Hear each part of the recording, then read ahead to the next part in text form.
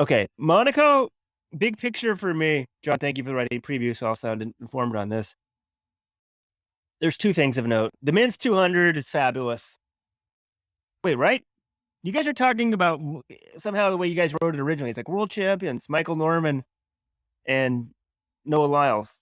Erriyon Knighton. No. I way care more about Erriyon Knighton. It's Knighton, Lyles, and Norman? Yeah. Hell yeah. I mean, that's as good Thank as you, it Weldon. gets. That's Thank as you. good as it gets. Anytime Knighton and Lyles race, it's must-see TV. It's like boxing. This could be for the next 5 years, what have you.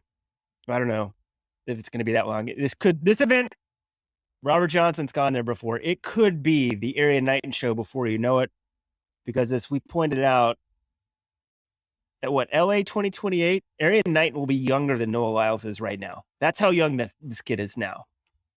But right now, they're going right back at it, and you throw in Michael Norman, and you think, oh, Michael Norman is going to get smoked. I believe, if I'm not mistaken, only one man has ever beaten Noah Lyles in a Diamond League 200 meters, and his name is Michael Norman. If you read the Let's Run preview, you'd know that's true because I had a whole section about that. But yeah, the Knighton Lyles Norman race. This is the race of the day. You've got world championship from the 200 and 400 squaring off. Knighton and Lyles, when they raced each other at USA's, phenomenal. And then Knighton had a little issue with his blocks in the final of the world championships. He only got the bronze, but still bronze at 18. Terrific accomplishment. He just won in Hungary on Monday, 19.88. Probably will have to go faster in Monaco to beat him, but that's going to be sensational. And then the other real big race here is the women's 1500, because Faith Kipyegon, she has not said this is a world record attempt, but I think it's basically a world record attempt, because she said at Worlds she'd like to lower her personal best. I texted her agent, Valentine Trow. I said, is this a world record attempt? He said, if the weather's good, she wants to run a personal best. Well, her personal best is 351.07. It's exactly 1 second slower than the world record. I'm guessing if she would rather just run the world record as opposed to running a time between 350.07 and 351.07. And I think she's certainly got a shot to do it. She's already run 352 twice this year.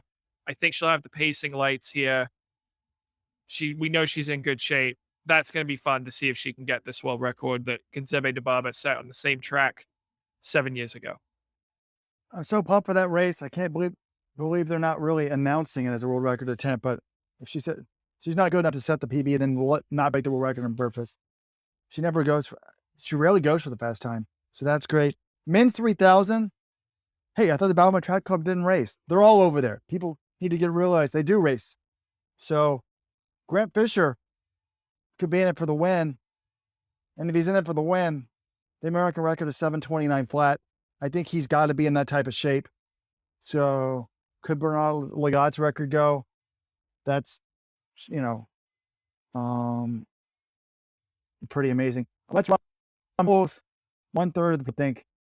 Miss Kipyegon's break the world record. There's a women's steeple that ends the meet.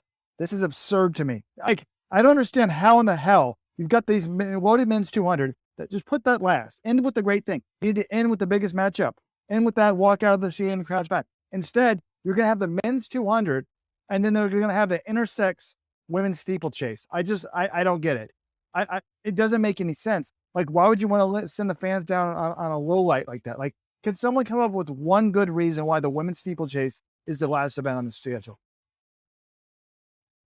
I mean, my only thing was like, oh, do they just don't want to move the barriers? Is that kind of a pain? No, it doesn't make it. You can move the barriers away very easily. It's ridiculous. I agree, Robert. It's totally absurd. I don't understand it. Why do we call it the intersex women's steeple now? Because the young lady from Ethiopia who won the silver medal, Weldon, who came onto the scene last year at age 25 with no history of running at all and ran 1:56, the fastest time in Ethiopian history, and then didn't run the Olympics, and then appears to be intersex when you talk to them, is in the event. That's why. I apologize for the rants, people. Before I get canceled, I think COVID's made me angry. I cannot believe I just tested positive after testing negative. I don't know what to do. I'm out of here. Okay. Well, goodbye, Robert. I guess I'll tell Weldon about the men's 1,000 because I did think this is kind of cool that you've got the men's 800 world champ against Manuel Carrera against the men's 1,500 world champ, Jake Whiteman. And you don't usually get those sort of crossover matchups that we want to see in the 1,000. Like I remember in 2016, right after the Olympic trials, the US 800 champ Clayton Murphy raced the US 1,500 champ Matthew Centrowitz in 1,000 meters in Houston. It was a great race. Murphy just beat Centrowitz. They both ended up medaling at the Olympics. So I'm kind of excited to see that. I would give the edge to Whiteman because that's really his sweet spot for distance, but he might be tired just having run Commonwealths and Worlds. And then the women's 100, Shelly Ann Fraser-Price and Sharika Jackson. Again, a battle of two world champions. They're both in great form. Shelly Ann has just been running 10.67 like clockwork. So who knows? The Monaco track, I don't think is the fastest for sprints, but if I had to predict the time, I'd say 10.67 because she's run that in 4 of her 5 finals this year. So yeah, men's 110 hurdles. I'm pumped about that because Grant Holloway and Hansel Parchment, they're both entered. Parchment withdrew from the Commonwealth finals and he scratched from Worlds because of injury at the final. He injured himself in the warm-up. So we haven't seen the world and Olympic champions race each other this year. So hopefully that comes to fruition because we had a good hurdles race in Hungary on Monday. Holloway got beat by the other Jamaican, Rashid Broadbell. So yeah, a lot of good races on the calendar here at Monaco. Oh, Parchment is British too, John? Well, he's Jamaican, so he can run in the Commonwealth Games. You said by the other Brit Jamaican. Oh, I didn't mean to say that. Sorry. The other Jamaican. I don't know why Brits slipped in there. Okay. Yeah, no, I saw Grant Holloway get beat, which sort of surprised me. But yeah, Parchment, it's okay. At Worlds, he clearly wanted to run. He's warming up. Essentially cramps up, can't physically run, so he pulls out. But Commonwealth, we're talking about how certain meets may not mean anything. He pulls out like the morning of. Precautionary measure. It's like, cool. Like this one isn't big enough to give it a go, but he's the Olympic champion. He's going to get paid this year for being the Olympic champion. Down the road, he'll get paid, but not as much. So Monaco with Holloway is probably as good as it gets for him financially. Maybe I probably can't criticize him for making sure he gets paid. And he hasn't lost this year. It's interesting. What Parchment is good at is what Holloway is not good at. Parchment is terrific at the last 3 hurdles. And Holloway, if you watched, he had an enormous lead midway through the race in Hungary, but he struggled with his last 3 or 4 hurdles and got beat at the line by Broadbell. So that's what makes this such a compelling matchup. Is we know Holloway's going to get out fast. Is Parchment going to be able to run him down? Oh, and plus the U.S. champ Daniel Roberts is in there. World Championship silver medalist Trey Cunningham. Yeah, so 110 hurdles, again, one of many star-studded, fantastic races on this Monaco schedule. Wait, Cunningham's in there too?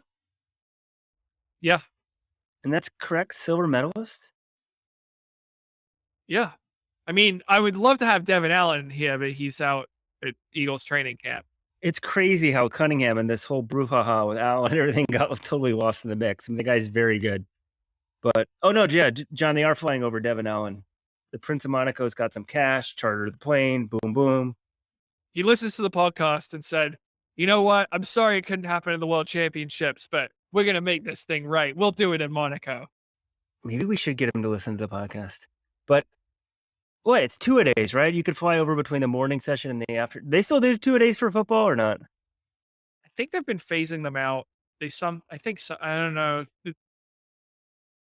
Yeah, I think they're fewer and fewer of it. I'm not entirely sure. Eagles fans, let us know if you hear anything about Devin Allen.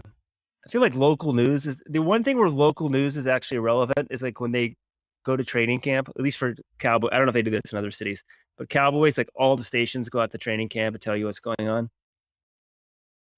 Because John, I was on like an Eagles blog today and they're like, Devin caught 2 passes, including one in the 7-on-7 drill, which was important because Devin Allen, folks, dropped a ball. The blogger made a big deal of this. He dropped a ball and they're just kind of like, you're kind of running routes. They're just throwing you balls. And there's no defense. And he just sort of casually dropped it. They're like, oh, they act like that was a big deal. Like, come on. Oh yeah, no, people, all the Boston reporters are giving live updates on Patriots training camp, and I read that the other day, yesterday, Monday, the Patriots offense just had a terrible session, was dominated by the defense. They're like, "Oh, is Mac Jones? Does this mean he's regressed?" I'm like, "All right, this isn't good, but it's one practice and training camp. Like, yeah, let's wait till the real games start." All right, that is going to do it for this week's episode of the pod. So good to be back talking track and field with Robert and Weldon, even though Robert has left because of COVID-related frustration. We're going to have a beauty of a Diamond League in Monaco on Wednesday. And if it's already happened, well, join the Let'sRun.com supporters club and you can get our reaction podcast, which we are going to release. It'll be streamed live at the time on the internet, but if you join the supporters club at Let'sRun.com/subscribe, you'll be able to get it at your listening pleasure. Morning commute, evening run, whenever you want to listen to it. We'll have your breakdown of one of the best track meets of the year. Until then, John Galt signing off.